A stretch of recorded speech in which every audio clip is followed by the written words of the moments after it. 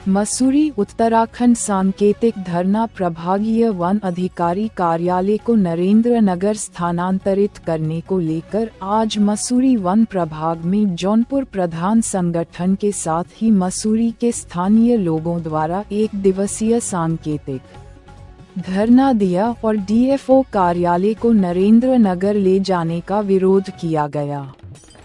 जौनपुर क्षेत्र से आए विभिन्न प्रधान क्षेत्र पंचायत सदस्यों के साथ ही ब्लॉक प्रमुख और मसूरी के विभिन्न सामाजिक और राजनीतिक संस्थाओं के लोगों ने कार्यालय को स्थानांतरित करने पर उग्र आंदोलन की चेतावनी दी और इसे जन भावनाओं के साथ खिलवाड़ बताया। जौनपुर प्रधान संगठन के अध्यक्ष प्रदीप कवि ने कहा कि इससे जौनपुर और मसूरी के क्षेत्र के लोगों को भारी परेशानी होगी और अपने छोटे छोटे काम के लिए भी 200 किलोमीटर दूर नरेंद्र नगर जाना पड़ेगा। उन्होंने कहा कि आम जनता के सहयोग से इस आंदोलन को और गति दी जाएगी। नगर निगम पार्षद सुमेंद्र बोहरा ने कहा कि मसूरी वन विभाग का अपना एक इतिहास रहा है और लोगों द्वारा शुरू से ही इसके स्थानांतरण का विरोध किया जा रहा है। शहर कांग्रेस अध्यक्ष अमित गुप्ता ने कहा कि मसूरी और जौनपुर के लोग आसानी से डीएफओ कार्यालय में अपना काम करवा सकते हैं, लेकिन नरेंद्र नगर जाना किसी के लिए भी संभव नहीं है। पूर्व नगर पालिका अध्यक्ष मनमोहन सिंह मल ने कहा कि इस संबंध में उनकी वन मंत्री से भी वार्ता हुई है और यदि सरकार ने इस कार्यालय को यहां से हटाया तो इसका भारी विरोध किया जाएगा। देखिए उत्तराखंड संवाद के लिए मसूरी से वरिष्ठ संवाददाता नितेश उनियाल की यह रिपोर्ट। के टाइम में एंटी से मसूरी पहुंचते पहुंचते 12 बज गया और अभी भी हमारे और साथी जो लोग हैं अभी पहुंच नहीं पाए हैं। तो आप अनुमान लगा लीजिएगा कि अगर मसूरी वन प्रभाग की बजाय हमें नरेंद्र नगर मुनि की रेती भेजा जाता है तो जब हम मुनि की रेती में जाए होगा। इसलिए हमारा सरकार से ये आग्रह है, निवेदन करने के लिए आए हैं कि मसूरी वन प्रभाग को यथावत रहने दीजिए और अगर इस पर छेड़ाखानी होती है तो तमाम जनप्रतिनिधि और वो जो करंट है जौनपुर के लोगों में हम पहाड़ आज हमारा जौनपुर विकासखंड की तरफ से समस्त जनप्रतिनिधि और सामाजिक कार्यकर्ता आज आए हैं और इसमें हमारा ये कहना है कि जो जौनपुर विकासखंड की 4 रेंज हैं उनको पुनर्गठन के तहत मुनि की रेती नगर वन प्रभाग में सम्मिलित किया जा रहा है। तो हमारा इसमें ये कहना है कि हमसे लगा हुआ क्षेत्र जौनपुर के चारों तरफ हम मसूरी से लगे हैं, तो हम पूर्व से मसूरी से जुड़े हैं। मसूरी एक पर्यटन नगरी के साथ एक ऐतिहासिक नगरी है। हमारे लिए सूट भी करता है कि हम मसूरी में ही जुड़े रहें, क्योंकि अधिकतम दूरी जो मसूरी वन प्रभाग में आने के लिए हमारे जौनपुर के लोगों के लिए रहेगी वो 50 से 60 किलोमीटर है और अगर मुनि की रेती हम जुड़ जाते हैं तो लगभग 200 से 250 किलोमीटर वो दूरी बन जाती है। किस तरीके तो हमारी जब उत्तराखंड राज्य का आंदोलन जब लड़ रहे थे तो उसकी परिकल्पना थी कि जो प्रशासनिक इकाइयाँ हों वो छोटी हों ताकि लोगों को सुगम और सरल न्याय मिले या कार्य करने की जो इकाइयाँ हों जल्दी नज़दीक हों। लेकिन जिस तरह से सरकार पुनर्गठन का प्रस्ताव ला रही है वो निश्चित रूप से जौनपुर क्षेत्र के पूरे क्षेत्र की जनता की भावना के अनुरूप नहीं है।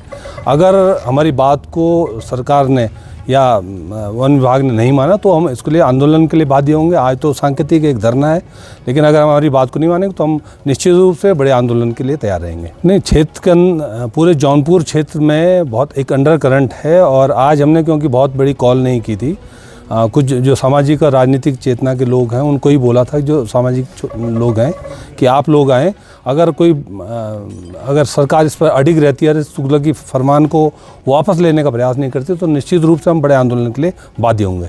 देखिए, जब उत्तराखंड का निर्माण हुआ तो ये पहाड़ों के लिए एक खुशखबरी हुई कि हम लोग इतने उत्साहित रहे उत्तराखंड के वासी कि चलो एक पहाड़ों का हमें राज्य मिल रहा है। और आज वही चीज़ जो पहाड़ों में जो हमारे विभाग थे, जो आपके इनके कारीगर थे, आज उनको वापस आपके प्लेन में ले जाया जा रहा है। तो ये बहुत ही दुखद है। और जिस प्रकार से आप देख रहे हैं कि मसूरी के जो जितने भी एक छोटे से एक घर बनाने के लिए, कमरा बनाने के लिए भी आज की तारीख में फॉरेस्ट विभाग की एनओसी चाहिए।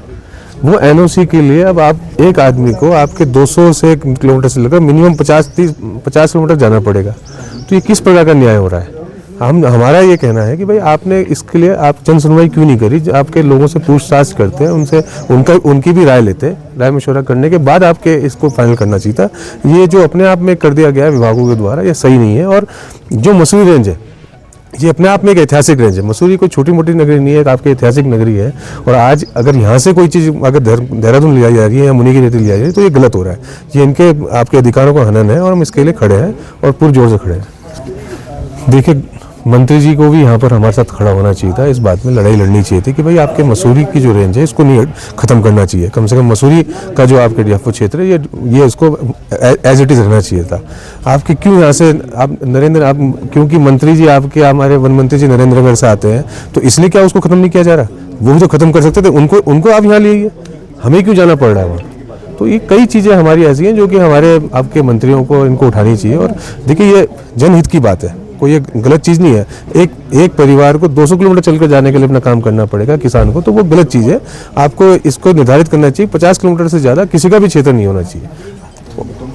देखिए, मसूरी जो रेंज थी, इसमें जो मसूरी विधानसभा के जो क्षेत्र है उसमें आपके रायपुर रेंज और मसूरी रेंज बढ़ती थी। रायपुर रेंज को चलिए हम कह सकते हैं कि भाई देहरादून में मिलाना जायज़ है, क्योंकि वहाँ पर आपके नीचे वो बिल्कुल लगता हुआ क्षेत्र है उससे, है ना, मतलब मिनिमम आपके 5 to 10 किलोमीटर्स का वो आपके उसकी रेंज है। लेकिन अगर हम मसूरी रेंज की बात करें, मसूरी रेंज में कई जगह जैसे हम सुहाखोली, बुरासकंडा, ये जगह है, ये तो आपके देहरादून से 60 किलोमीटर दूर है। तो वहाँ से आदमियों को कितनी दिक्कत होगी जाने में। तो हमारा ये कहना है कि भाई आप इस तरीके से निर्धारित कर लीजिए जब मान ली देहरादून आपके डीएफओ क्षेत्र के नज़दीक जो क्षेत्र है वो वहाँ मिला दिया जाए, और जो मसूरी क्षेत्र को अगर मतलब कहीं और ले जाया जा रहा है तो ये अनुचित है और यहाँ पर ये अन्याय हो रहा है लोगों के साथ। इसको आपके वापस जो मसूरी प्रभाग है इसको एज इट इज़ रहना चाहिए, इसको चेंज नहीं करना चाहिए। देखिए, अब कांग्रेस इस बात के लिए पूरी जो हमारे जन आंदोलन चल रहा है, जो चाहे प्रधान हो, पति हो, चाहे जन सुनवाई, जितने भी हमारे जो वासी हैं मसूरी के और आपके जौनपुर के, हम उनके साथ खड़े हुए हैं। और अगर ये जो हमारी मांग है कि भाई आप मसूरी वन प्रभाग को खत्म नहीं करना चाहिए, अगर इसको खत्म करने का प्रयास अगर सरकार करेगी तो उसके लिए हम आंदोलन सड़कों पर उतरेंगे। आज यहाँ पर आपके जो हमारा अनशन है ये आपके एक दिन का है, लेकिन इसके बाद अगर सड़कों पर उतरना पड़ा, मुख्यमंत्री घेराव करना पड़ा, तो वो भी हम करेंगे। देखिए, हमारा सिर्फ सिंपल सा ये कहना है कि जो व्यवस्थाएं हैं उसे जैसी है यथावत रखा जाए। मसूरी वन प्रभाग एक बहुत बड़ा प्रभाग है जिसमें एक जौनपुर क्षेत्र, अपना रायपुर छोड़, रिखोली, बितौली, एक बहुत बड़ी रेंज है जिसमें कई रेंजें हैं जिनको सम्मिलित कर मसूरी वन प्रभाग बनाया है। तो मसूरी वन प्रभाग सबके लिए एक सेंट्रल क्षेत्र है जहां डीएफओ बैठते हैं, सब आसानी से यहां पर आकर अपना काम करवा सकते हैं। यदि इस तरह जौनपुर की जो 4 रेंज है उनको अगर मुनि की रेती और नरेंद्रनगर में सम्मिलित कर दिया जाएगा तो जो जौनपुर का आदमी है उसको काम कराना बहुत मुश्किल हो जाएगा। उसे 150 किलोमीटर का सफ़र तय करना पड़ेगा, पूरा दिन उसका सिर्फ सफ़र में निकल जाएगा और उसका काम अगर एक दिन में नहीं हो पाया तो उनके खर्चे भी बढ़ेंगे, व्यय भी बढ़ेंगे। और मसूरी एक ऐसा क्षेत्र है जहाँ जौनपुर के लोग बिल्कुल निकट हैं और जहाँ पे वो लोग आकर आसानी से अपना काम करा सकते हैं। वहीं मैं मसूरी वन प्रभाग की बात करूँगा जिसे देहरादून में सम्मिलित करने की बात की जा रही है। मसूरी में कई ऐसे कार्य है जो पहाड़ी क्षेत्र है, क्योंकि आए दिन जरूरत पड़ती रहती है डिजास्टर की इस चीज़ की, तो डीएफओ का यहाँ पे बैठना बहुत अति आवश्यक है। और मसूरी का जो डीएफओ जो ऑफिस है वो यथावत रहना चाहिए, जिससे मसूरी की जो आम जनता है उनके जो कार्य हैं वो मसूरी ही में ही पूर्ण हो जाए, ना कि देहरादून की दौड़ भाग से उनका कार्य हो। और क्या पता उनका काम एक दिन में हो ना हो, कितने दिन उन्हें चक्कर मारने पड़े, तो इससे जनता के पर लोड बढ़ रहा है। तो हम ये कहना चाहते हैं कि जनता की और जनहित को देखते हुए जो विभाग जिस तरह प्रारूप में चलते आ रहे हैं उनको यथावत रखा जाए और जो जौनपुर क्षेत्र है उसे मसूरी वन प्रभाग में रखते हुए और मसूरी में ही डीएफओ कार्यालय में डीएफओ यहाँ पर बैठे, यही हमारी इस धरने की मांग है। हमारे साथ आज जौनपुर क्षेत्र के सभी प्रधान और मसूरी क्षेत्र की जनता यहाँ पर जुड़ी है। हम इस सब ये चाहते हैं कि मसूरी जो सेंटर पॉइंट का जो डीएफओ कार्यालय है वो यथावत रहे। देखिए, सबसे बड़े दुर्भाग्य की बात तो यह है कि हमने जो राज्य मांगा था वो गलत मांगा। उस समय जो हमारे जनमानस की एक आवाज़ थी कि हमारा छोटा राज्य बनेगा, हमारी मातृशक्ति, हमारे युवा साथी, शिक्षित बेरोजगार साथी और सभी धर्मों के लोग जो है जिन्होंने इसकी मांग की कि उत्तराखंड राज्य बनना चाहिए और छोटा राज्य बने तो सबका विकास हो। लेकिन यहाँ तो इस प्रदेश में ये नहीं समझ आ रहा है कि कर क्या रही है सरकार। 10 साल से ये सरकार है। हम सरकार के और ज़्यादा विरोधी नहीं, पर लेकिन हमारा कहने का अर्थ है कि अगर आपको पुनर्गठन फॉरेस्ट विभाग का करना है तो पुनर्गठन का हर डीएफओ ऑफिस का इतिहास खंगालो पहले। मसूरी जो यमुना वन प्रभाग पहले था, जिसका अपना इतिहास है 75 साल का, कि 75 साल पहले यहाँ पर यमुना वन प्रभाग था, जिसके 2 टुकड़े हुए मसूरी वन प्रभाग बना और मसूरी को जौनपुर से और देहरादून से जोड़ा गया और फिर यहाँ पर डिपो बैठा। और आज जो तुम उसको जो समाप्त करने की बात कर रहे हो, तो हम कह रहे हैं कि चलो अगर आप पुनर्गठन कर भी रहे हो तो जो ऐतिहासिक ऐसे वन प्रभाग है उनके साथ छेड़खानी नहीं होनी चाहिए। अगर आपको ज़्यादा ही करना है तो हमको कालसी वालों को और हमको यहाँ ज्वाइन कर दो, मसूरी हेड पोस्ट रख दो। आप नरेंद्र ले जा रहे हैं किसी एक आम आदमी का, मसूरी का हो चाहे वो हमारे जौनपुर क्षेत्र का हो, किसी की जो हमारे हक हकूक है, हमारी पीढ़ी है, एक पीढ़ी के लिए अगर जाना पड़ गया या कभी कोई गाड़ी किसी ने पकड़ ली फॉरेस्ट वालों ने किसी खनन में या किसी भी उसमें, उसको जाने के लिए हम वहाँ जाएंगे और वहाँ पता लगा साहब ना रेंजर साहब है, ना डिपो है, ना फॉरेस्टर है, ना पेट्रोल है, ना कुछ है, तो आदमी का एक दिन बर्बाद हो गया। या तो वहाँ रहेगा रात को, उसका और खर्चा होगा। लेकिन मेरे तो एक दिमाग में एक चल रहा है कि जैसे इस देश में जो है जो पौराणिक हमारी संपत्तियां हैं जो हमारे कांग्रेस के टाइम पे बनी है, या तो उनको बेचने का काम कर रहे हैं। अगर यहाँ से चारों रेंज ऑफिस और डीएफओ ऑफिस यहाँ से ले जाएंगे तो यहाँ बचेगा क्या? यहाँ कौन रहेगा? मुझे तो लगता है या तो ये अडानी को बेचने के चक्कर में आएगी। इतनी बढ़िया प्रॉपर्टी ब्रुकलैंड जो है, जो एक ऐतिहासिक प्रॉपर्टी है, जिसमें कि कभी एक थर्मामीटर फैक्ट्री यहाँ हुआ करती थी जो कि दुनिया और देश में जो है फेमस थर्मामीटर होता था, वो किन्हीं कारणों से यहाँ से चला गया। चलो फॉरेस्ट ने खरीदी, हमें अच्छा लगा कि भाई चलो अपना वन विभाग का एक अपना प्रॉपर्टी हो गई, बहुत करोड़ों अरबों रुपये की संपत्ति है। तो अगर यहाँ से खाली हो जाएगी तो कहीं ना कहीं इसके पीछे कोई ना कोई ऐसा राज है कि जो जब खुलेगा तो जन का उबाल क्या होगा। लेकिन आज अभी भी हमारे जनप्रतिनिधि को, चाहे वो भाजपा के लोग हों, कांग्रेस के लोग हों, किसी दल के लोग हों, अभी उनके समझ में नहीं आ रहा कि हो क्या रहा है ये। मेरी मंत्री से वार्ता हुई परसों, कहने लगा हाँ जी सरकार का एक मंतव्य है कि एक पुनर्गठन हो और इनको छोटा किया जाए। तो मैंने छोटा करने के लिए तो क्या मसूरी रह गया? मसूरी बनपड़ा का को समाप्त करने का जो षड्यंत्र रचा जा रहा है। तो उन्होंने हमें कुछ आश्वासन दिया कि जब तक मैं वन मंत्री हूँ मैं इस फाइल में दस्तखत नहीं करूँगा। मैंने कहा चलो अच्छा है, जो अगली सरकार आई, अगला मंत्री बनेगा वो देखेगा। लेकिन कहीं ना कहीं तो क्या किसकी दिमाग की उपज है कि कैसे ये बातें कहाँ से आई हैं। और यही वन प्रभाग जो ऐतिहासिक वन प्रभाग जिसका 75 साल का अपना इतिहास है, बहुत सारे वन प्रभाग नहीं इतने पुराने, ये तो एक अंग्रेजों के टाइम का बना हुआ प्रभाग है। और इसको इस तरह से समाप्त करना ये बहुत बड़ी गलती सरकार की होगी।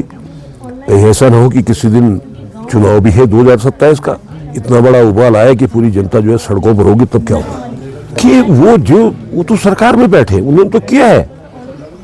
ये कहीं ना कहीं कैबिनेट में भी गया होगा या नहीं गया, कोई मुझे इसका ज्ञान नहीं है, पर वो तो मंत्री और सरकार का पार्ट है।